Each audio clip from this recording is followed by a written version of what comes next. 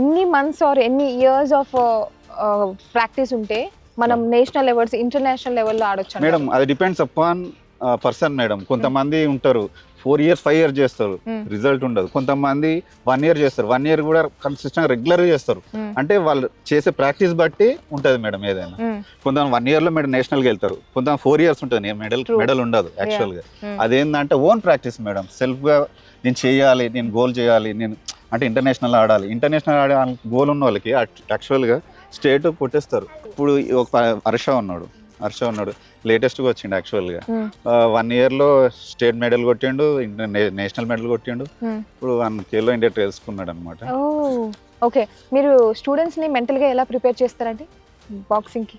First అయితే ఎవరు భయపడకండి. అంటే బాక్సింగ్ అనగానే బేసికల్ ఏంది, దెబ్బలు పడితే ఇంట్లో పేరెంట్స్ కూడా ఇదే అంటారు కదా మేడం, భయపడతారు, దెబ్బ తగులుతుంది అది ఇది అంటారు. కానీ చెప్పాలి వాళ్ళకి ఫస్ట్ పేరెంట్స్ కూడా అవేర్నెస్ ఉండాలి మేడం. బాక్సింగ్ అనగానే దెబ్బలు కాదు, some type of self defence కూడా ఉంటుంది. అంటే ఇప్పుడు పరిస్థితులు కూడా బాగాలేవు.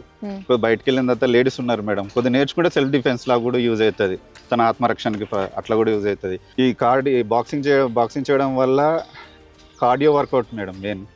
కార్డియో హెల్త్ హార్ట్ మంచిగా ఉంటుంది, హార్ట్ డిజీజ్ రిస్క్ తక్కువ ఉంటుంది, స్ట్రెంగ్త్ పెరుగుతుంది, ఎండ్యూరెన్స్ పెరుగుతాయి, సెల్ఫ్ కంట్రోల్ వస్తుంది, సెల్ఫ్ అవేర్నెస్ వస్తుంది. మెయిన్గా సెల్ఫ్ అవేర్నెస్, మనం ఎందులో వీక్ ఉన్నాం, మన స్ట్రెంగ్త్ ఏంది, మన వీక్నెస్ ఏంది, ఇవన్నీ తెలుస్తాయి madam. Compulsory self motivated compulsory అవుతారు మేడం. ఎందుకంటే ఇది ఇండివిజువల్ గేమ్ కాబట్టి ఆటోమేటిక్గా సెల్ఫ్ మోటివేటెడ్ అవుతారు.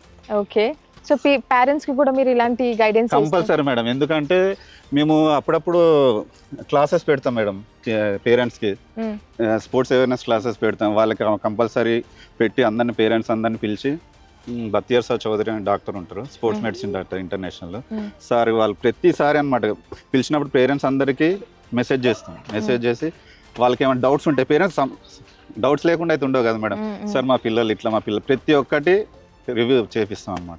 మనం ఎలా గుర్తించాలి ఒక స్టూడెంట్ని, తిను బాక్సింగ్కి ఎలిజిబుల్ అని ఎట్లా గుర్తించాలి?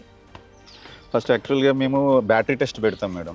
బ్యాటరీ టెస్ట్ అంటే ఇక చిన్న అంటే 50 meters రన్నింగ్, పుషప్స్ ఇవన్నీ పెడతాం అనమాట. అందులో కొంతమంది జెనెటికల్గా కొంతమంది స్పీడ్ ఉంటారు, వాళ్ళకి ఏంటంటే వాళ్ళ జీన్స్లో అట్లా ఉంటాయి అనమాట, స్పీడ్ ఉంటారు. వాళ్ళని చూసి కొద్దిగా సపరేట్ చేస్తాం, మిగతా వాళ్ళని మామూలుగా పెట్టేసి వాళ్ళకు కూడా ట్రైనింగ్ ఇస్తూ ఉంటాం. వీళ్ళు ఏంటంటే యాక్చువల్ ఇంకా చాలా స్పీడ్ అయిపోతారు, వాళ్ళకి స్పెషల్ ట్రైనింగ్ ఇస్తూ ఉంటాం. అంటే మనకు బ్యాటరీ టెస్ట్ చేయడం వల్ల ఎవరు వీక్ ఉన్నారు, ఎవరు స్ట్రెంత్ ఎవరు ఉన్నారు అని తెలిసిపోతుంది మేడం. మేము ప్రతి స్కూల్లో కూడా బ్యాటరీ టెస్టులు పెడుతున్నాం మేడం.